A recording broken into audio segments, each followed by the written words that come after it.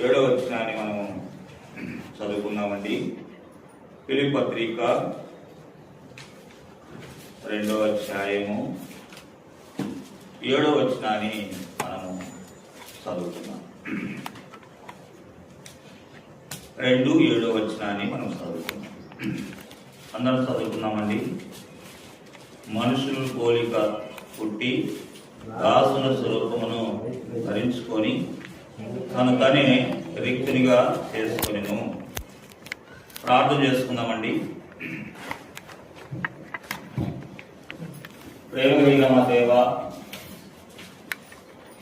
నీకు వందనములు స్తుతులు స్తోత్రములు చెల్లించుకుంటూ వస్తుంటున్నాం. మరొక పర్యాయంలో ప్రభు పిల్లలతో కలిసి సియోనులో మేము నా తండ్రి నీ పాద సన్నిధికి రావడానికి నువ్వు ఇచ్చిన ధన్యత కొరకై నీకు వందనం తెలుపుకుంటూ వస్తుంటున్నాను. అయినా నువ్వు చేసిన ఉపకారం మేలులన్నిటి బట్టి కూడా ఈ ఉదయకాలంలో ప్రభుత్వంతో కలిసి సంగముగా సమకూడి నాయన ఆరాధించే సమయము మాకు నాయన నువ్వు మరొక ప్రయోగించినందుకు నేను స్తుతిస్తున్నాము. చదవబడిన భాగం నా ప్రభు ఆశీర్వదించడం దీవించండి. నీ మాటలు మా ముందు ఉంచారు. వాటిని ధ్యానించుకొరకై వాటిని ఎదిరించుకొరకై దేవాన్ని ఆత్మ అభిషేకం నాకు దయచేయమని ప్రార్థన చేస్తున్నాను.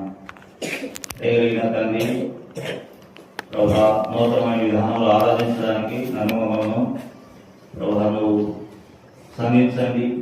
మీ మాటల ద్వారా ఎంతో నా తండ్రి హృదయపూర్వకంగా మేము నాయన ఆత్మతో సత్యముతో ఆరాధించే వారిని సిద్ధపరచండి. పాటల ద్వారా కూడా ఈ కాలంలో మా గొంతు పెట్టుకుని వాడుకొని నిలబెట్టుకొని పాడేవారైతేమి ఆయన పరిశుద్ధులైతే తండ్రి ప్రతి ఒక్కరికి కూడా నేను ఘనపరిశుద్ధి కొరకై మమ్మల్ని జ్ఞాపకం చేసుకొని ప్రభా కీర్తన పడడానికి నువ్వు ఇచ్చిన సహాయం కొరకై నీకు స్తోత్రం చేసుకుంటూ వస్తున్నాను.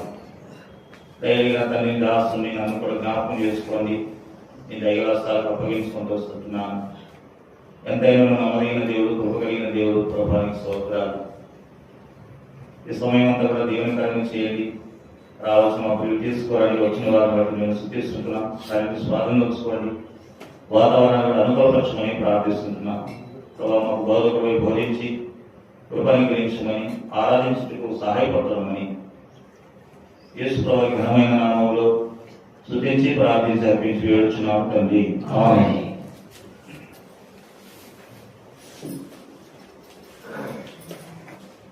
మనము గమనించినప్పుడు ఈ మాటలు మనకు 4 సువార్తలు కనపడతాయి.